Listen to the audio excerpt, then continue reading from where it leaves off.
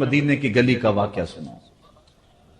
ایک عورت ہے، مسجد نبوی میں نماز پڑھنے جاتی ہے۔ یہ حضرت عمر کے دور خلافت کی کہانی ہے۔ تو ایک نوجوان راستہ روک کے کھڑا ہو جاتا ہے۔ ایک دن اس عورت نے رک کر کے کہا کہ میں کتنے دنوں سے دیکھ رہی ہوں کہ تم میرے راستے میں مزاحم ہوتے ہو، کیا ماجرا ہے؟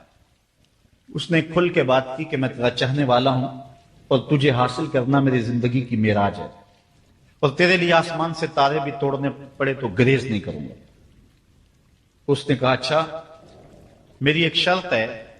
اس نے کہا بتاؤ، جلدی بتاؤ، لب کھولو، میں ابھی پوری کر دوں گا۔ کہا نہیں، چھوٹی سی بات ہے، 40 دن تک حضرت عمر کے پیچھے نمازیں پڑھ لو، اس کے بعد 40ویں دن کی آخری نماز کے بعد اسی وقت میں تمہارا انتظار کروں گی، پھر جدھر کہو گے چل پڑیں گے۔ کہا ٹھیک، یہ کون سی مشکل بات ہوئی 40 دن نمازیں پڑھنے سے؟ اگر تو مل جائے تو میرے لیے کون سا یہ مشکل معاملہ ہے۔ 40 دن حضرت عمر کے پیچھے نمازیں چلتی رہی، دل کی دنیا تبدیل ہوتی رہی۔ 40ویں دن کی آخری نماز کے بعد جب وہ نوجوان واپس پلٹنے لگا تو وہ لڑکی حسب وعدہ وہاں کھڑی تھی، لیکن اس نے دیکھا نہیں، یہ نظر جھکا کے گزر رہا ہے۔ اس نے کہا جانے والے توجہ کر، میں تیرے لیے کھڑی ہوں۔ کہا خیر سے کھڑی رہو۔ عمر نے دل کا تعلق رب سے جوڑ دیا۔ اگر میرے پیچھے ایک بندہ 40 سال نماز پڑھتا رہے اور اس میں تبدیلی پیدا نہ ہو تو پھر مجھے شرم آنی چاہیے کہ نہیں آنی چاہیے؟ یار یہ تو میں ایک امام کی بات سنائی ہے، آؤ تمہیں دلی کے ایک مانگت کی کہانی سناؤں۔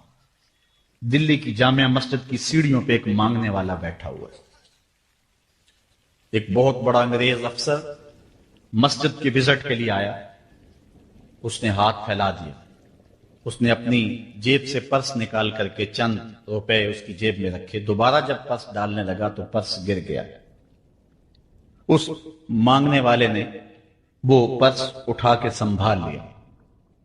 خیر کچھ وقت گزرا، 1 سال کے بعد دوبارہ وہی افسر اس مسجد کی زیارت کے لیے، مسجد کو دیکھنے کے لیے، سیر کے لیے دوبارہ آیا تو فقیر نے پہچان لیا کہ یہ وہی ہے۔ اس نے کہا بابو جان ذرا 2 لمحوں کے لیے رکنا۔ کہا کیا ماجرا ہے؟ کہا بس 2 لمحوں کے لیے۔ دوڑ کے گیا، اپنی کٹیا سے وہ پرس نکال کے لے آیا اور اس کے ہاتھ میں کہا کہ پچھلے سال آپ آئے تھے، آپ کا یہ پرس گر گیا تھا آپ کی جیب سے، میں ڈھونڈتا رہا لیکن آپ نہیں مل پائے، میں نے سنبھال کے رکھا تھا کہ شاید دوبارہ کبھی ملیں تو میں ان کو دے دوں گا۔ اس کی آنکھیں پھٹی کی پھٹی رہ گئی۔ اس نے کہا جو ٹگا ٹگا مانگ رہا ہے، اتنا قیمتی پرس اور اس میں اتنی رقم، وہ آسودہ زندگی گزار سکتا تھا، تو یہ پرس واپس کیوں کر رہا ہے؟ اس نے کہا مانگنے کی بات اور ہے لیکن یہاں ماجرا اور ہے۔ اس نے کہا کیا ماجرا ہے؟ اس نے کہا کہ اگر تیرا پرس میں سنبھال لیتا، رکھ لیتا، کام آ جاتا، 4 دن کی زندگی عیش سے گزر جاتی، لیکن مسئلہ یہ نہیں ہے، مسئلہ یہ ہے تو عیسائی ہے اور میں حضور کا غلام ہوں۔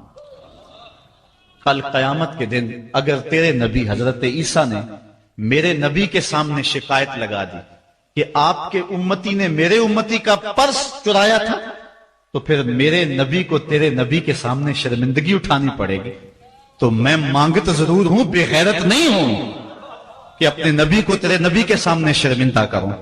یہ تو مانگتوں کی کہانی ہے، آج تو بادشاہ لوٹ رہے ہیں، آج تو پیٹ بھاری نہیں رہے ہیں اور ہم کہتے ہیں ٹکڑے ٹکڑے کر دیں گے، یہ زبانی دعوے ہیں، جمع خرچ ہیں۔ ایسا نہیں ہوگا، آؤ اپنے اندر تبدیلی پیدا کریں۔ ہم اپنی ماضی کی تاریخ پڑھتے ہیں تو حیرت زدہ ہو جاتے ہیں، لوگوں میں کتنی اخلاقی بلندی تھی، آج ہمارے اخلاق لٹ گئے، آج ہمارا کردار نہیں رہا۔ ہم مدینے کی گلی میں پھر دوبارہ چلتے ہیں۔ حضرت عمر رضی اللہ تعالیٰ عنہ کا دربار لگا ہے، ایک شخص کو پکڑ کر لوگ لے آتے ہیں کہ اس شخص نے ہمارے باپ کو قتل کر دیا۔ حضرت عمر رضی اللہ تعالیٰ عنہ نے پوچھا کیا ماجرا ہے بھائی؟ اس نے کہا جی واقعی میں ان کے باپ کا قاتل ہوں، لیکن میں نے قصداً قتل نہیں کیا۔ ہوا یہ کہ میں ایک مسافر ہوں، جا رہا تھا، راستے کے اندر سبز چراگاہ تھی، میرا اونٹ بھوکا تھا، اس چراگاہ میں داخل ہو گیا، اس کے بوڑھے باپ نے پتھر اٹھایا اور میرے اونٹ کو مارا، اس کی آنکھ نکل گئی، مجھے بڑا غصہ آیا، میں نے وہی پتھر اٹھا کر اس کے باپ کو دے مارا، لیکن وہ ایسے ٹکانے پہ لگا کہ اس کا باپ فوراً فوت ہو گیا۔ میرا قصد اور ارادہ نہیں تھا لیکن بہرحال میں اس بات کا اقراری ہوں کہ میں نے اس کے باپ کو قتل کر دیا ہے۔ آپ جو حکم سنائیں میں اس کو قبول کروں گا، لیکن میں ایک مہلت مانگتا ہوں کہ میرے دوست، میرے بھائی کی کوئی رقم میرے ذمے ہے، میرے پاس اس نے امانت رکھی ہوئی ہے، اور وہ مجھے پتا ہے کہ میں نے کہاں چھپا کے رکھی ہوئی۔ اگر آپ فیصلہ کر دیتے اور میری گردن کاٹ دی جاتی ہے تو وہ امانت جو میں نے رکھی ہوئی ہے سنبھال کر کے، میرے علاوہ کوئی جانتا بھی نہیں ہے، تو وہ اس تک کون پہنچائے گا؟ اگر آپ مجھے 3 دن کی مہلت دے دیں تو میں جا کر کے اس کی امانت اس کو واپس کر کے پھر واپس آؤں گا، پھر یہ پھندا پھانسی کا میں اپنے گلے میں ڈلوانے کے لیے تیار ہوں۔ حضرت عمر رضی اللہ تعالیٰ عنہ نے فرمایا کہ کوئی شخص تیری ضمانت دے دے تو ہم تجھے چھٹی دینے کے لیے تیار ہیں۔ اس نے دائیں بائیں دیکھا، پورے مدینے میں اس کا کوئی شناسہ ہی نہیں تھا، واقف ہی نہیں تھا، ایک اجنبی شخص تھا۔ حضرت ابو ذر غفاری کھڑے ہو گئے، کہا حضرت عمر میں اس کی ضمانت دیتا ہوں۔ ضمانت دے دی گئی، وہ چلا گیا۔ تیسرے دن وعدے کا جو وقت تھا، لوگ جمع ہو گئے، دربار لگ گئے، ابھی تک آنے والا نہیں آیا۔ لوگوں نے کہا ابو ذر تو نے غلطی کی ہے، ایک اجنبی کی ضمانت دی اور ابھی تک وہ نہیں آیا، اور میاں صاحب فرماتے ہیں ایک بار جو پھائیں اڑ جاندے اور پھر کدی نہ پھنس دینے۔ ظاہر ہے وہ چلا گیا، واپس تو نہیں پلٹ کے آئے گا، اسے پتا ہے کہ آگے سیدھی سیدھی میری موت ہے، تو تم نے یہ کیا غلطی کی؟ خیر آپ نے فرمایا کہ اگر وہ نہ آیا تو یہ پھانسی کا پھندا میرے گلے میں ڈال لینا، لیکن بہرحال میں نے اس کی ضمانت دی۔ کچھ عرصہ بیتا کہ دور سے گرد و غبار اڑتا ہوا دکھائی دیا۔ جب صورت واضح ہوئی تو وہی شخص تھا۔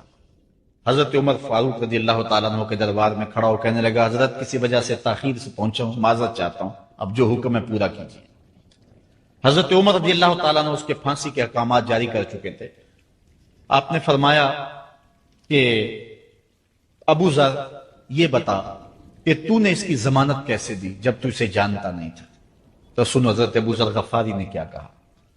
کہا ایک اجنبی میرے محمد کے مدینے میں پناہ مانگ رہا تھا اور اس نے چاروں سمت دیکھا اور کوئی شخص نہیں تھا جو اس کو امان دیتا اور اس کی ضمانت دیتا، تو میں نے اس لیے ضمانت دے دی کہ نہ بھی آیا تو اپنی جان چلی جائے گی، کل کو یہ تو نہیں کہے گا کہ محمد کے مدینے میں کسی نے ضمانت مانگی تھی، پورے شہر میں کوئی ضمانت دینے والا نہیں تھا۔ اس کو کہا کہ انہوں نے تو ضمانت دے دی، میاں اب تو بتا کہ تو چلا گیا تھا، تجھے جانتا کوئی نہیں تھا، نہ پلٹ کے آتا تو تجھے کوئی پوچھنے والا نہیں تھا، تو تو نے یہ دوبارہ موت کے منہ میں کیوں اپنا سر رکھا ہے؟ تو اس نے کہا کہ میں نے کہا کہ ایک اجنبی کی ضمانت ایسے شخص نے دی ہے جو مجھے جانتا بھی نہیں ہے، اور اگر میں نہ گیا تو لوگ قیامت تک اجنبیوں پر بھروسہ نہیں کریں گے کہ اجنبی یوں سلوک کیا کرتے ہیں۔ تو حضرت عمر رضی اللہ تعالیٰ عنہ اس کے پھانسی کے احکام جاری کیے، تو جن کے باپ کو قتل کیا تھا وہ بیٹے کھڑے ہو گئے، کہنے لگے تاریخ کی کالک ہم اپنے منہ پہ ملیں گے، ہم بھی اپنے باپ کے قاتل کو معاف کر دیتے ہیں۔ یہ ہماری تاریخ ہے، یہ ہماری کہانی ہے، لیکن آج ہم کس جگہ پہ کھڑے ہیں اور کیا ہماری صورتحال ہے؟ نہ ہمارا کردار رہا اور نہ ہمارا کوئی تشخص رہا۔ آج ہم نے اپنا تشخص بھی مٹا کے رکھ دیا، اپنے طرز زندگی بھی بدل دی، نہ ہماری باطن کی وہ روشنی رہی، نہ ظاہری وہ صورت رہی کہ ہم پہچانے جائیں کہ حضور کے غلام ہیں، بلکہ آج بھانت بھانت کی بولیاں بول رہے ہیں۔ اقبال نے کیا کہا تھا؟ اپنی ملت پر قیاس اقوام مغرب سے نہ کر، خاص ہے ترکیب میں تجھے قوم رسول ہاشمی۔ بلکہ آج فیشن کے طور پہ یہ کہا جاتا ہے جی آج کل دین پہ چلنا بڑا مشکل ہے، یہ آپ بھی سنتے ہوں گے، لوگ کہتے ہیں جی آج کل دین پہ چلنا بڑا مشکل ہے۔ یہ کون کہہ رہا ہے؟ جو مسجد میں آتا ہے تو موسم کے مطابق گرم اور سرد پانی دستیاب ہے، اس کے لیے ماحول ہے، اس کے لیے خوبصورت قالین بچھے ہوئے ہیں، مخملی مسلح رکھے ہوئے ہیں، جو نرم اور گداز مسلوں پہ پیشانی رکھ کر کے سجدہ کرتا ہے، وہ بطور فیشن کہہ رہا ہے جی آج کل دین پہ چلنا بڑا مشکل ہے۔ میں اس کے جواب میں کہا کرتا ہوں میاں تیرے لیے مشکل ہے یا کربلا والے حسین کے لیے مشکل تھا؟ انہوں نے تو نہیں کہا کہ دین پہ چلنا مشکل ہے، تیرے لیے مشکل ہے دین پہ چلنا یا حضرت بلال حبشی کے لیے مشکل تھا؟ جنہوں نے تپتی ہوئی ریت پہ سجدے کیے، گلے میں رسا ڈال کر کے گھسیٹا گیا، اور انہیں پاؤں میں زنجیریں ڈال کر کے مکے میں کھینچا گیا، ہاتھوں اور پاؤں میں میخیں ٹھونک دی گئی، چکی پسرائی گئی، لیکن بلال ہیں کہ آگے مسکرا رہے ہیں۔ کسی نے گزرتے ہوئے کہا بلال عجیب تماشا ہے، عجیب کہانی ہے کہ وہ تمہیں مار رہے ہیں اور تم آگے سے مسکرا رہے ہو۔ تو سنو حضرت بلال نے کیا جواب دیا۔ حضرت بلال فرمانے لگے میاں تم جاؤ نا بازار میں مٹی کا برتن بھی خریدنے، تو اس کو بھی ٹھونک بجا کے دیکھتے ہو کہیں کچا تو نہیں ہے، اس کی آواز تو خراب نہیں ہے۔ کہا تم تو مٹی کا پیالہ بھی خریدو تو ٹھونک بجا کے دیکھتے ہو کہیں کچا تو نہیں ہے، میرا مالک مجھے خرید رہا ہے، دیکھ رہا ہے بلال کہیں کچا تو نہیں ہے۔ میں کہتا ہوں مالک کھال ادڑ بھی جائے گی، حق حق کی آوازیں ختم نہیں ہوں گی۔ زخم پہ زخم کھا کے جی خون جگر کے گھونٹ پی، آہ نہ کر لبوں کو سی یہ عشق ہے دل لگی نہیں۔ تو یہ ایک دین گریزی ہے، یہ عمل گریزی ہے۔ جی آج کل بڑا مشکل ہے، پہلی بات ہے مشکل ہو بھی تو ہمارے پاس کوئی دوسرا آپشن موجود نہیں ہے۔ ہم ان لوگوں کی کہانیاں بھول سکتے ہیں کہ جنہوں نے اس دین کے راستے کے اندر دکھ بھی سہے، ان کو ٹکڑے بھی کر دیا گیا، ان کو 2 اونٹوں کی پچھلی ٹانگوں سے باندھ کر کے 2 ٹکڑوں میں بانٹ بھی دیا گیا، لوہے کی کنگھیوں سے بدن چھیدے بھی گئے، ہڈیاں توڑی بھی گئیں، آگ میں ڈالا بھی گیا، جلتے اور کھولتے تیل میں پھینکا گیا، لیکن انہوں نے رب کا نام نہیں چھوڑا، رسول کا نعرہ نہیں چھوڑا۔ اور آج ہم کہتے ہیں جی بڑا مشکل ہے آج کل دین پہ چلنا، اور یہ مولویوں نے مشکل بنائی ہوئی ہے، یار دین اتنا بھی مشکل نہیں ہے، یہ کوئی بات نہیں ہے۔ ہم سر سے لے کر پاؤں تک اسلام میں داخل ہوں، یہ ہمارے رب کا ہم سے یہ تقاضا، یا ایھا الذین آمنوا ادخلوا فی السلم کافہ، اے ایمان والو دین میں پورے پورے داخل ہو جا، پورے پورے داخل ہو جا۔ تو ہماری وضاحت، انداز زندگی، طرز معاشرت یہ بتائے کہ تم حضور کے غلام ہو۔ جو غیروں کے طرز زندگی کو اپنا رہا ہے اور ان کو جو ہے وہ پسند کر رہا ہے، وہ سوچے اپنے اندر اترے اور مت کسی کے دھوکے میں رہے۔ میں کہتا ہوں آج اگر کوئی یہ میٹرک پڑھے لڑکے بھی یہ سکول کھول لیتے ہیں گلی میں محلے میں، 200 بچے لے کر کے بیٹھ جاتے ہیں اور ان کو بھی ایک باقاعدہ یونیفارم دیتے ہیں، اس طرح کی ٹائی ہوگی، اس طرح کی شرٹ ہوگی، اس طرح کے بوٹ ہوں گے، گرمیوں میں اس طرح کا لباس ہوگا، سردیوں میں اس طرح کا لباس ہوگا۔ کبھی کسی نے نہیں کہا کہ یہ کیا قدغن لگاتے ہو؟ جس طرح کا بچہ لباس پہننا چاہے اس کو آزادی ہونی چاہیے، یہ کیا تم نے ایک خاص لباس متعین کر دیے؟ کہتے ہیں جی ان کا نظام ہے نا، ایک سکول ہے اور یونیفارم ہے اس کا۔ یار ایک پرائمری سکول کا بھی یونیفارم ہوتا ہے، تو کیا محمد عربی کے دین کا کوئی یونیفارم نہیں ہے؟ حضور علیہ الصلوۃ والسلام کی زندگی، حضور علیہ الصلوۃ والسلام کے شب و روز اور حضور علیہ الصلوۃ والسلام کا انداز معاشرت، حضور کی وضاحت، حضور کا لباس، یہ اپناؤ اور یہی زندگی کا حسن ہے۔ اسلام کے حوالے سے معذرت خواہانہ رویہ ترک کر دینا چاہیے ہمیں۔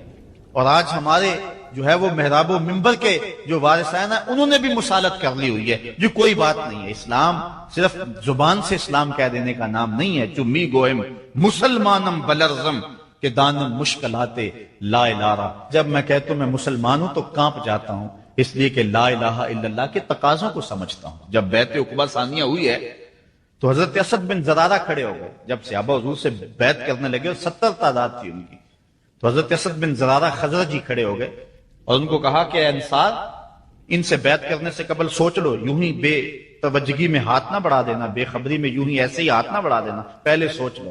بیعت کرنے کا مقصد یہ ہے تمہیں جو ہے وہ وقت کے جبر کے ساتھ پورے عرب کے ساتھ ٹکر لینا ہوگی، جو بھی کفر کے نظام کا حصہ ہے تم اس کے ساتھ ٹکراؤ کرنا ہوگا، اور حتیٰ کہ تمہاری کھال بھی ادھیڑ دی جائے گی، سخت تلواروں سے تمہارے کلیجے چبائے جائیں گے۔ اگر تم اس کے لیے تیار ہو تو پھر آؤ بیعت کرو۔ یہ نہیں ہے کہ بس تم کہہ لو کہ ہم مسلمان اور بس کافی ہے، نہیں۔ چمی گوئے مسلمانم بلرزم کہ دانم مشکلات لا الہ۔ آج ہمیں اس سمت بھی آنے کی ضرورت ہے، اس انداز سے دیکھنے کی ضرورت ہے کہ ہم سر سے لے کر پاؤں تک اسلام کے سانچے میں آئے۔ ہمارے اصلاح کے حوالے سے ایک اہم پوائنٹ جس پر میں آپ کی توجہ دلانا چاہتا ہوں وہ یہ ہے کہ فرائض و واجبات کو ترجیحی بنیادوں پہ رکھیں۔ آج بطور مسلم ہمارا جو رویہ ہو چکا ہے، ہم مستحبات اور مباحات کے پیچھے پڑے ہوئے ہیں، اور اس کے مقابلے میں جو سنن، فرائض اور واجبات ہیں ان کی پرواہ چھوڑ چکے ہوئے ہیں۔ دین میں کتنے امور ہیں جو صرف مباح کی حد تک ہیں، کر لو تو ٹھیک، نہ کرو تو پھر بھی ٹھیک، اور کتنے امور ایسے ہیں کہ جو صرف استحباب کے زمرے میں آتے ہیں۔ لیکن ہم کتنی چیزوں کو اس انداز سے گلے لگائے ہوئے ہیں کہ جس طرح فرض ہو، اور اسلام کے اہم فرائض اور اسلام کی اہم واجبات ان کو ہم ترک کیے ہوئے، ساری رات ہم محفل میں جاگ لیں گے، فجر کی نماز نہیں پڑھیں گے تو کیا فائدہ ہو؟ ہم حضور علیہ الصلوۃ والسلام کے میلاد پہ جھنڈیاں بھی لگا لیں گے، سب کچھ کر لیں گے، لیکن حضور علیہ الصلوۃ والسلام کی سنت سیرت کو ترک کر دیں گے، تو بتاؤ کہ اس سے کیا حضور کی رضا میں حاصل ہو جائے گی؟ ہاں، اگر فرائض کی ادائیگی کے بعد ان کاموں کو کرو تو یہ تمہارے لیے بہتری کا سامان ہے۔ آؤ اس پر ایک دو روایات آپ کے سامنے رکھوں۔ ایک طرف حضور علیہ الصلوۃ والسلام سے محض محبت کا دعویٰ ہے، اور ایک حضور علیہ الصلوۃ والسلام کے دیے ہوئے دین کو اور حضور علیہ الصلوۃ والسلام کے پیغام کو اپنانا ہے، بلکہ ایک طرف اپنی طرف سے اظہار محبت ہو اور وہ سچائی ہو، اور دوسری طرف حضور کا حکم ہو تو حکم ترجیح پا جائے گا۔ حضرت عبداللہ ابن رواحہ رضی اللہ تعالی عنہ یہ حضور علیہ الصلوۃ والسلام کے درباری شاعر ہیں۔ ویسے تو 34 سے 35 لوگ حضور علیہ الصلوۃ والسلام کی باقاعدہ نعت خوانی کرتے تھے، ویسے تو ہر صحابہ حضور کا نعت خواں تھا، لیکن یہ باقاعدہ حضور کی ثنا کیا کرتے تھے۔ لیکن 3 اصحاب جو ہیں یہ خاص طور پہ حضور علیہ الصلوۃ والسلام کے درباری نعت خواں کہلاتے ہیں، حضرت کعب بن زہیر، حضرت حسان بن ثابت اور حضرت عبداللہ ابن رواحہ رضی اللہ تعالی عنہ۔ حضرت عبداللہ ابن رواحہ کو حضور نے حکم دیا کہ صبح فجر کی نماز کے بعد ہی تم لوگوں کو لے کر کے فلاں جنگ کے لیے نکل جانا۔ اب یہ بات سمجھ میں یہاں آ رہی ہے کہ حضور علیہ الصلوۃ والسلام کے نعت خواں صرف نعت خواں ہی نہیں تھے، وہ مجاہد بھی تھے، وہ تلوار بھی اٹھاتے تھے، وہ جنگیں بھی کیا کرتے تھے۔ اور حضرت عبداللہ ابن رواحہ جن کا یہ میں تذکرہ کر رہا ہوں، یہ جنگ موتا کے اندر ان کی شہادت ہوئی ہے۔ یعنی یہ نہیں ہے کہ صرف زبانی دعویٰ اور جو ہے وہ عمل نہیں ہے، حضور علیہ الصلوۃ والسلام کی حرمت پہ حملہ ہو اور میدان کے اندر کوئی شخص نہ آئے اور اسٹیج کے اوپر جتنے مرضی دعوے کرتا رہے، اس کے دعوے قبول نہیں ہوں گے۔ تو اب حضرت عبداللہ ابن رواحہ رضی اللہ تعالیٰ عنہ کا عمل دیکھیے، نعت خواں بھی ہیں اور مجاہد بھی ہیں دین کے۔ حضور نے فرمایا عبداللہ ابن رواحہ ان لوگوں کو لے کر صبح چلے جانا۔ حضرت عبداللہ ابن رواحہ کے پاس تیز رفتار گھوڑا تھا، آپ نے سب لوگوں کو صبح رخصت کر دیا، لیکن خود رک گئے، اس لیے کہ دن تھا جمعے کا۔ سوچا کہ دوبارہ پتہ نہیں حضور سے ملاقات ہو نہ ہو، جنگ پہ جا رہے ہیں، حالات کیا ہوں، اس لیے میں بعد میں تیز رفتار گھوڑے سے ان لوگوں کے ساتھ مل جاؤں گا، رک جاتا ہوں تھوڑی دیر، حضور کے پیچھے جمعہ المبارک کی نماز ادا کر لیتا ہوں، یہ اعزاز بھی مل جائے اور وہ حکم تھا وہ بھی پورا ہو جائے۔ تو حضرت عبداللہ ابن رواحہ رضی اللہ تعالی عنہ نے نماز جمعہ ادا کی۔ حضور علیہ الصلوۃ والسلام نے فرمایا، اے عبداللہ بن رواحہ، میں نے تو تمہیں حکم دیا تھا کہ صبح تم چلے جانا، لیکن تم یہاں موجود ہو۔ عرض کی حضور میں نے یہ عزم کیا ہے کہ میں ان کے ساتھ شامل ہو جاؤں گا، لیکن رکا اس لیے ہوں تاکہ آپ کے ساتھ جمعہ المبارک پڑھنے کی سعادت حاصل کر لوں۔ اب یہ سعادت چھوٹی نہیں تھی، حضور علیہ الصلوۃ والسلام کی اقتداء میں نماز، اور وہ بھی نماز جمعہ، کتنی بڑی سعادت ہے۔ لیکن حضور نے کیا فرمایا سنیے، اور اس مختصر سی بات سے بہت کچھ سمجھیے۔ حضور نے فرمایا لو انفقت ما فی الارض جمیعا ما ادرکت فضل غدوتہم، اے ابن رواحہ، اگر تو اس کے ضمن میں اگر جو ہے وہ محبت کے مظاہر بھی سامنے آ جائیں تو اس میں کوئی قباحت نہیں ہے۔ اور اس پر روایت حضرت عبداللہ بن قراد رضی اللہ تعالی عنہ سے، اور یہ صحیح بخاری میں موجود ہے، کہ آقا کریم علیہ السلام نے وضو فرمایا، اور وضو کا پانی زمین پر صحابہ گرنے نہیں دیتے، اپنے منہ پہ اور اپنے چہروں پہ مل لیتے ہیں۔ تو آقا کریم علیہ السلام نے فرمایا ما یحملکم علی ھذا، صحابہ تمہیں اس بات پر کس شے نے ابھارا ہے؟ میرے وضو کے پانی کو جو تم زمین پر نہیں گرنے دیتے، تو اس کا سبب کیا ہے؟ تو حضرت عبد الرحمن بن قراد کہتے ہیں کہ صحابہ نے کہا قالوا حب اللہ ورسولہ، اللہ اور اس کے رسول کے پیار نے ہمیں اس بات پہ ابھارا ہے۔ تو حضور علیہ الصلوۃ والسلام نے جو ارشاد فرمایا، اس عمل سے نفی نہیں کی، لیکن ساتھ حضور نے فرمایا جو چاہتا ہے اللہ اور اس کا رسول اس سے پیار کرے، اور وہ اللہ اور اس کے رسول سے پیار کرے، اسے 3 چیزوں کا خیال رکھنا چاہیے۔ ایک، جب بھی بولے سچ بولے، اور جب بھی اس کے پاس کوئی امانت رکھے تو امانت کو ادا کرے، اور اپنے ہمسایوں کے ساتھ حسن سلوک کرے۔ یعنی اگر وہ اس مظاہرہ محبت میں شامل ہو گیا اور حضور کے وضو کا پانی اس کے ہاتھ سے مس ہو گیا اور اس نے برکت سے اپنے منہ کے ساتھ مل لیا ہے، تو اس کا یہ مطلب نہیں ہے کہ جو باقی اعمال ہیں ان سے ان کو چھٹی مل گئی۔ یہ مفہوم ہے اس حدیث کا۔ اگر کوئی بندہ محفل میلاد منعقد کر لیتا ہے، دیگر امور مستحبات کی ادا کرتا ہے، تو اس کا یہ مطلب نہیں ہے کہ اب نماز نہ پڑھے اس کو کوئی پرواہ نہیں ہے، وہ بخشا گیا ہے، جس طرح کہ آج کل ہمارے ثنا خان جو ہے تاثر دیتے ہیں کہ جو محفل میلاد میں آ گیا وہ بخشا گیا۔ اللہ تعالیٰ چاہے اس کے لیے کوئی مشکل نہیں ہے، لیکن جو دین ہے اس دین کو ہلکا کرنے والی بات ہے۔ بلکہ آج کل تو ممبر و محراب پر جنت اور دوزخ کا مذاق اڑایا جا رہا ہے۔ ایک بندہ کہہ رہا ہے کہ ہوئے تو کیڑی جنت دا کرنا ہے تذکرہ؟ میں نے کہا میاں اسی جنت کا جس جنت کے لیے حضور لمبے لمبے ہاتھ اٹھا کے دعا مانگا کرتے تھے، اور فرماتے جب اللہ سے مانگو تو جنت الفردوس مانگو۔ اور ایک بولا کہ مجھے دیکھ کر جہنم کو بھی آئے پسینہ۔ ہمارے استاد فرمایا کرتے تھے بیٹے تیرے منہ میں آج طوطی بولتا ہے جو مرضی کہہ لے، یہ تو کل قیامت کے دن پتا چلے گا کہ پسینہ کس کو آتا ہے، تجھے آتا ہے یا جہنم کو آتا ہے۔ ایک بولا کہ قبر دا خوف دے دے کے لوکی مینو ڈرانے نے۔ لوگ کون ہے ڈرانے والے؟ تبشیر اور تنذیر یہ نبی کا منصب ہے، نبی کی شان ہے مبشر اور نذیر، یہ نبی کی شان ہے۔ حضور نے ڈرایا بھی ہے، حضور نے بشارت بھی دی ہے، لیکن اس بات کا منبر پہ بیٹھ کر کے تمسخر اڑایا جا رہا ہے اور لوگوں کو بے عملی کی طرف لے جایا جا رہا ہے۔ اس لیے آپ اس بات پہ غور کریں، اس بات پہ توجہ کریں۔ قیامت کے دن یہ لوگ کام نہیں آئیں گے، یہ پلہ چھڑا جائیں گے اور کہیں گے کہ جو ہے وہ ہم نے ان کو نہیں کہا تھا، بلکہ جو بت جن کو لوگ پوچھتے ہیں اور جن لوگوں کی لوگ پرستش کرتے ہیں وہ بھی کل قیامت کے دن کہیں گے کہ ان کو عقل نہیں تھی، ان کو سمجھ نہیں تھی، تو وہ عذر مقبول نہیں ہوگا کہ ہم ان کے کہنے پہ جو ہے وہ پوجا شروع کی۔ اس لیے اگر کوئی شخص تمہیں عمل سے بے رغبت کرنا چاہتا ہے اور تبشیر و تنذیر کو تمہاری نظر میں ہلکا کر دینا چاہتا ہے اور تم اس کے اس انداز سے عبادت کو ہلکا سمجھنے لگ جاتے ہو تو کل قیامت کے دن کوئی عذر مسموع نہیں ہوگا۔ اللہ نے عقل دی۔ انسان کا خسارہ کیا ہے؟ کہا قسم محبوب تیرے زمانے کی کہ بے شک انسان خسارے میں ہے۔ ویسے آج کا انسان تو خسارہ مانتا نہیں، اپنے عمل سے رویے سے وہ اس بات کا انکار کرتا ہے میں تو خسارے میں نہیں ہوں، میں تو ہواؤں کے دوش پہ اڑتا ہوں، میں تو پانی کی تہ میں اترنے کے فن سے آشنا ہوں، میں تو ایٹم کا کلیجہ شک کر لیا ہے، میں تو چرخ پہ گھومتا ہوں، میں تو پانیوں کو مسخر کر لیا ہے، میں تو ہواؤں کو اپنی قید میں کر لیا ہے، میں تو چاند کی چھاتی رون چکا ہوں، میں تو مریخ کے سفر کی تیاریوں میں ہوں۔ میری زندگی کا حسن دیکھو، کہاں وہ گھاس پھونس کی جھوپڑیاں اور کہاں یہ عالی نصب محلات، کہاں کھانے کے لیے نان شبینہ بھی نہیں تھا اور کہاں ٹیبل پہ اتنے کھانے پڑے ہوتے ہیں کہ مشکل ہوتا ہے کہ کس کو کھائیں اور کس کو چھوڑیں، کہاں پہننے کے لیے پیوند لگے لباس ہوتے اور کہاں آج اتنے لباس ہوتے ہیں کہ موسم بدل جاتے ہیں اور لباس بدلنے کی باری نہیں آتی۔ یہ تارکول کی سڑکیں دیکھو، یہ عالی نصب پلازے دیکھو، یہ میرے بنگلے، یہ میری کوٹھیاں، یہ لمبی لمبی گاڑیاں، یہ فراٹے بھرتے ہوئے جہاز، میں تو خسارے میں نہیں ہوں۔ آج کا انسان کہتا ہے اپنے رویے سے کہ میں تو خسارے میں نہیں ہوں۔ رب کہتا ہے محبوب تیرے زمانے کی قسم انسان خسارے میں، تو انسان تو خسارہ مانتا نہیں ہے اور اللہ کہتا ہے محبوب تیرے زمانے کی قسم یہ خسارے میں ہے، تو پھر خسارہ کیسا ہے؟ علماء فرماتے ہیں خسارہ انسانیت کا ہے، حیوانیت کا نہیں ہے۔ یہ اگر ہواؤں کے دوش پہ اڑتا ہے تو یہ انسانی کمال نہیں ہے، وہ تو مکھی بھی اڑتی ہے۔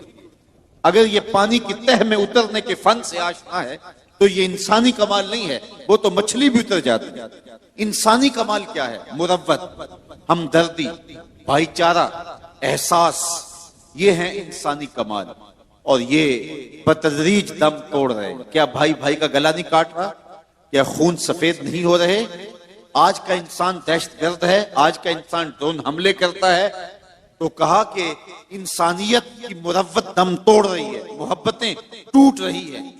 آج کا انسان کا گلا چیر کے فخر اور خوشی محسوس کرتا ہے۔ وہ کیا کسی نے کہا تھا گھر کی آگ بجھی تو کچھ سامان بچا تھا جلنے سے، سو وہ بھی ان کے ہاتھ لگا جو آگ بجھانے آئے تھے۔ تو آج کا انسان انسانیت کو توڑ رہا ہے، لیکن محبوب کے زمانے کا انسان دیکھنا ہو تو تمہیں ابو بکر عمر جیسے انسان ملیں گے، تجھے عثمان و علی جیسے لوگ ملیں گے، بلال حبشی اور ابو ذر غفاری جیسے لوگ ملیں گے۔ تو کہا قسم تیرے زمانے کی بے شک انسان خسارے میں۔ سیدنا علی المرتضیٰ رضی اللہ تعالیٰ عنہ فرماتے ہیں انسانی خسارے کا ایک پہلو یہ ہے کہ وہ اپنی سانسوں کے ذریعے اپنی زندگی توڑ رہا ہے۔ سمجھتا یہ ہے کہ میں بڑا ہو رہا ہوں، لیکن حقیقت یہ ہے کہ یہ چھوٹا ہو رہا ہے۔ یہ سانسیں یہ زندگی کو مختصر کر رہی ہیں، کاٹ رہی ہیں زندگی کو۔ کبھی آپ اشارے پہ رکے ہوں تو وہاں گنتی الٹی چل رہی ہوتی ہے، اور جہاں گنتی الٹی چل رہی ہوتی ہے وہاں بہت جلد کام زیرو پہ آ جاتا ہے۔ یہ سانسوں کی زندگی، یہ ماہو سال کی زندگی، یہ الٹی چل رہی ہے، کوئی 60 سے نیچے آ رہا ہے، کوئی 70 سے نیچے آ رہا ہے، کوئی 40 سے نیچے آ رہا ہے، اور جب زندگی زیرو پوائنٹ پہ پہنچے گی تو اسی کا نام موت ہے۔ یہ ہے انسانیت کا خسارہ۔ ایک بزرگ فرماتے تھے مجھے سمجھ نہیں آتی تھی کہ یہ جو قرآن نے کہا انسان خسارے میں ہے تو یہ خسارہ کاہے کا ہے۔ میں ایک دن سمرقند کے بازار سے گزر رہا تھا، وہاں ایک آدمی پھٹے پہ رکھ کے برف بیچ رہا تھا اور ساتھ آواز لگا رہا تھا، اور اس کی آواز کیا تھی؟ وہ کہہ رہا تھا ارحمو ارحمو من یذوبو راس مالہ، اور میرے پہ رحم کرو، میں ایک ایسا شخص ہوں جس کا راس المال پگھلتا جا رہا ہے، میں ایک ایسا شخص ہوں جس کا راس المال پگھلتا جا رہا ہے۔ آپ کپڑا بیچتے ہیں، آج گاہک نہیں ملا، ہو سکتا ہے کل 2 آنے مہنگا مل جائے اور آپ کو فائدہ ہو جائے۔ آپ پیٹرول بیچتے ہیں، آج گاہک نہیں ملا، ہو سکتا ہے کل 6 روپے اوپر چلا جائے، وہ پڑا پڑا لاکھوں روپے کا فائدہ دے جائے۔ لیکن برف ایک ایسا سودا ہے، اگر آج گاہک نہیں آیا تو کل برف ہی نہیں ہوگی۔ تو وہ سمرقند کے بازار میں پھٹے پہ برف رکھ کے بیچ رہا تھا اور ساتھ آواز لگا رہا تھا، او گزرنے والو میرے پہ ترس کھاؤ، مجھ سے برف لیتے جاؤ، میں ایسا تاجر ہوں جس کا راس المال پگھلتا جا رہا ہے اور قطرہ قطرہ کر کے میری برف پگھل رہی ہے اور میں نقصان میں ہوں، مجھ سے کوئی برف خرید لے۔ تو وہ کہتے ہیں جب اس نے یہ آواز لگائی نا تو میرے قدم رک گئے، اور میں نے اس کو کہا میاں آج مجھے ان الانسان لفی خسر کا ترجمہ سمجھ میں آ گیا۔ جس طرح تیری برف پگھلتی جا رہی ہے میری زندگی پگھلتی جا رہی ہے، تیری برف قطرہ قطرہ پگھل رہی ہے اور میری زندگی سانس سانس پگھل رہی ہے۔ آج اگر تو برف بیچ لے، اس کے بدلے درہم لے لے، اس کے بدلے دینار لے لے، اس کے بدلے کوئی جنس لے لے، اس کے بدلے پارچہ جات لے لے، کوئی اور چیز لے لے، تو تیری برف کام آ گئی۔ میں بھی اس زندگی کے بدلے درود پڑھ لوں، سلام پڑھ لوں، سجدہ کر لوں، قیام کر لوں، کسی دکھی کے سر پہ ہاتھ رکھ دوں تو یہ میری پگھلتی ہوئی زندگی میرے کام آ جائے گی۔ میں آپ کو کہتا ہوں آپ اللہ کا شکر ادا کریں، سانسیں آپ کی بھی گزر رہی ہیں، اور اس وقت جو ہے وہ آوارگی میں بیٹھے ہوں گے، سانس ان کی بھی اسی رفتار کے ساتھ چل رہی ہے، لیکن وہ سانسیں بیچ کے جو ہے وہ نہ جانے کیا خرید رہے ہیں، لیکن آپ کو مبارک ہو آپ سانسیں بیچ کے اللہ کا قرآن خرید رہے ہیں، سانسوں کے بدلے میں درس قرآن لے رہے ہیں۔ تو یہ ہے زندگی کی قیمت جو آپ اور میں وصول کر رہے ہیں، اور رات کے لمحوں کے اندر بابرکت گھڑیوں کے اندر ہماری سانسوں کا مل پڑ رہا ہے، ورنہ سانسیں سو کے بھی گزر جائیں گی، آوارگی میں بھی گزر جائیں گی، عیش و عشرت میں بھی گزر جائیں گی۔ خوش نصیب ہیں وہ گھڑیاں جو یاد خدا میں گزر جاتی ہیں، یاد رسول میں گزر جاتی ہیں۔ تو خسارہ یہ ہے کہ انسان اپنی سانسوں کے ذریعے اپنی زندگی کو توڑ رہا ہے، وہ سمجھتا یہ ہے کہ میں بڑا ہو رہا ہوں، لیکن حقیقت میں وہ چھوٹا ہو رہا ہے۔ خسارے کا ایک اور پہلو، اور مجھے آپ کی یہاں بھرپور توجہ چاہیے ہوگی، یہ بڑا لطیف پہلو ہے، اور آپ کی اگر توجہ ہوگی تو یہ پہلو آپ کو بڑا لطف بھی دے گا۔ خسارہ یہ ہے کہ حضرت انسان کو اللہ نے ایک کمال دیا ہے، یا کسی بھی شے کو اللہ تعالیٰ نے ایک کمال دیا ہے، اسے دوسرے کمال سے محروم رکھا ہے، تو وہ شے کہتی ہے میں خسارے میں۔ مثال کے طور پر ان پھولوں میں خوشبو ہے لیکن روشنی نہیں ہے، تو یہ پھول کہیں گے ہم روشنی کے خسارے میں۔ چاند میں روشنی ہے لیکن خوشبو نہیں ہے، تو چاند کہے گا میں خوشبو کے خسارے میں۔ بلبل کہے گی میری آواز میں تو جادو ہے لیکن میرے پنجوں میں زور نہیں۔ شیر کہتا ہے میرے پنجوں میں زور ہے لیکن میں اڑنا نہیں جانتا۔ مور کہتا ہے میرے پروں میں حسن ہے لیکن میرے پاؤں بدصورت ہے۔ تو ہر شے کسی نہ کسی طرح خسارے میں۔ انسانوں کو دیکھ لیں، ایک بچے سے پوچھ لیں، بچہ کہتا ہے میرے پاس بچپنے کی معصومیت تو ہے لیکن کیا کروں کہ جوانی کا زور نہیں، لہٰذا میں اس خسارے میں۔ ایک جوان سے پوچھیں، وہ کہتا ہے جوانی کا باق پن تو ہے، بڑھاپے کے تجربے نہیں۔ ایک بوڑھے سے پوچھیں، وہ کہتا ہے بڑھاپے کے تجربے تو قطار اندر قطار ہیں لیکن کیا کروں بچپنے والی موج نہیں رہی، وہ اپنی خوشی سے جانا، وہ اپنی خوشی سے آنا۔ اقبال کہتا ہے جنبش زنجیر در سے لطف آتا تھا مجھے، کوئی کنڈی بھی ہلا دیتا تھا تو اس سے بھی مزہ لے لیتے تھے، آج تو نغمے بھی نہیں نہ بہلاتے، اس وقت ہلتی ہوئی کنڈی سے بھی مزہ لے لیتے تھے، آج محل بنا کر بھی تسکین نہیں ملتی۔ کیسا زمانہ تھا جب گلی میں کوئی ریت پھینک جاتا تو ہولے سے جو ہے وہ ریت میں پاؤں رکھ کے اس کے اوپر ریت تھپک لینا، پھر پاؤں نکال لینا، اور اگر وہ گھروندا بچ جاتا تو اتنی خوشی ہوتی۔ آج بنگلہ بنا کر بھی وہ خوشی نہیں ہوتی جو بچپنے میں وہ گھروندا بنا کر ہوتی تھی۔ وہ کیا کسی نے کہا کہ آج دنیا چاند پہ جانے کے لیے بے چین ہے؟ کیسا زمانہ تھا کہ بچپن میں جب ہم خود ہی چاند ہوا کرتے تھے، اپنے جل جانے کا بھی احساس نہیں تھا، جلتے ہوئے شعلوں کو چھیڑا کرتے تھے۔ اب تو ایک آنسو بھی باعث رسوائی ہے، بچپن میں جی بھر کے رویا کرتے تھے۔ وہ کیسا زمانہ تھا، وہ کیسی گھڑیاں تھی، روٹھ جاتے تو منانے کے لیے کیا ہوا کرتے تھے لوگ، وہ کیا مزے تھے۔ کسی نے کہا یہ دولت بھی لے لو، یہ شہرت بھی لے لو، بھلے چھین لو مجھ سے میری جوانی، مگر مجھ کو لوٹا دو بچپن کا ساون، وہ کاغذ کی کشتی، وہ بارش کا پانی۔ تو ایک بوڑھے سے پوچھے، وہ کہتا ہے بڑھاپے کے تجربے تو ہیں لیکن بچپنے کی موج نہیں رہی، وہ کاغذ کے جہاز اور وہ کاغذ کی کشتیاں، وہ زمانہ بچپن کا، لہٰذا میں اس خسارے میں آ گیا ہوں کہ وہ بچپن کی موج نہیں رہی، وہ حسن نہیں رہا۔ ایک عالم سے پوچھیں، وہ کہتا ہے علم کا نور تو ہے لیکن سحر کی سسکیاں نہیں ہیں۔ ایک شب زندہ دار سے پوچھیں، وہ کہتا ہے سحری کا رونا تو ہے لیکن علم کا جمال نہیں ہے۔ تو ہر شے کسی نہ کسی خسارے میں ہے، کسی کو خوشبو کا خسارہ، کسی کو روشنی کا خسارہ، کسی کو جوانی کا خسارہ، کسی کو معصومیت کا خسارہ۔ لیکن اگر تمہیں شوق آ جائے کسی ایسی ذات سے ملنے کا جس میں کوئی خسارہ نہ ہو، حسن کی ساری شوخیاں اور جمال کے سارے کرینے ایک پیکر میں ڈھونڈنا چاہتے ہو، تو رب کہتا ہے آؤ مدینے کی گلی میں آ جاؤ، میں نے ایک ذات محمد عربی کی ایسی بنائی ہے جس میں کوئی خسارہ رکھا ہی نہیں ہے۔ حسن یوسف دم عیسیٰ ید بیضا داری، آنچ خوباں ہما دارن تو تنہا داری۔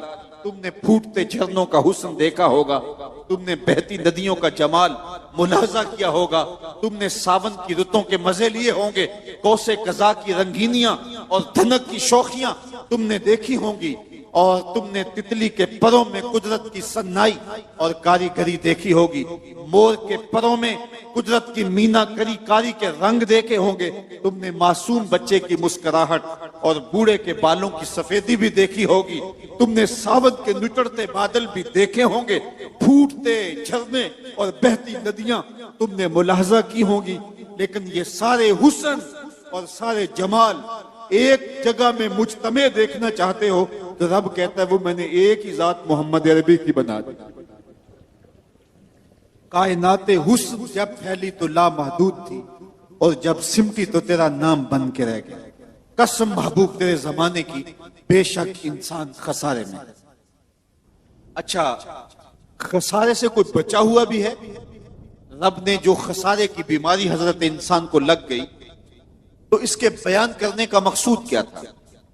کیا انسان کو خوف زدہ کرنا مقصود تھا، یا اس کو یہ خطرناک مرض بتا کے اس کو علاج کی طرف متوجہ کرنا مقصود تھا؟ جس طرح کسی مریض کو کینسر ہو جائے تو ڈاکٹر حکیم حاذق اسے بتاتا ہے کہ تجھے یہ موذی مرض لگ گیا ہے، تو اس کا یہ مقصد کبھی نہیں ہوتا کہ اس کی زندگی کی جو چند سانسیں ہیں ان کو بھی میں اوکھا کر دوں، بلکہ اس کا مقصد یہ ہوتا ہے کہ اس خطرناک بیماری سے آگاہ کر کے اس کو علاج کی طرف متوجہ کروں، تاکہ یہ پرہیز کر کے اپنی بیماری کا علاج کر سکے۔ میں حضرات آپ کی توجہ چاہوں گا، میرے رب نے یہاں انسان کو لگی ہوئی بیماری جو خسارے کی صورت میں لگ گئی ہے، اس کو بیان کرنے کا یہ مقصود ہے کہ اس کو علاج کی طرف متوجہ کیا ہے، اور وہ علاج بھی قرآن مجید کی اسی صورت کے اندر بیان فرما دیا کہ انسان تجھے خسارے کا مرض لگ گیا ہے، اور اگر تو خسارے سے بچنا چاہتا ہے تجھے میں علاج بھی دیتا ہوں۔ اِلَّا الَّذِينَ آمَنُوا، خسارے سے بچنا ہے تو میرے محمد عربی کا دامن پکڑ لے، کیونکہ ایمان حضور سے وابستگی کا نام ہے، حضور سے تعلق کے خاطر کا نام ہے، تو اس لیے کہا اِلَّا الَّذِينَ آمَنُوا، ساتھ علاج بھی بتایا۔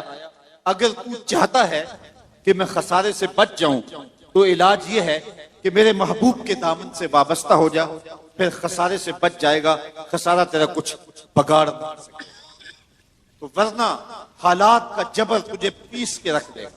میں یہاں ایک سادی سی مثال دیا کرتا ہوں. کسی زمانے میں چکی سے آٹا پیستے تھے اور آج وہ دور نہیں رہا. چکی کے دو پتھر ہوتے ہیں، ایک نیچے والا ساکن و جامد اور اوپر والا متحرک. درمیان میں خالی جگہ ہوتی ہے جہاں کلی لگی ہوئی ہوتی ہے اور اس میں دانے ڈالتے ہیں. ہمارے علاقے میں اسے گالا کہتے ہیں. اور پھر چکی کو گھماتے ہیں تو جو دانے ان پتھروں کے نیچے آ جاتے ہیں وہ پس جاتے ہیں اور جو کلی کے ساتھ جڑ جاتے ہیں وہ بچ جاتے ہیں. رب کہتا ہے محبوب تیرے زمانے کی قسم، بے شک انسان خسارے میں ہے، بچے گا وہی جو تیرے دامن سے جڑ کے رہے. تو خسارے سے بچنا چاہو تو حضور کے دامن سے وابستگی اختیار کرنا ہوگی. دنیا کے اوپر کتنے لوگ آئے اور چلے گئے، خسارے سے اپنے آپ کو بچا نہ پائے، لیکن جو بھی میرے حضور کے دامن سے وابستہ ہو گئے وہ خسارے سے بچ گئے.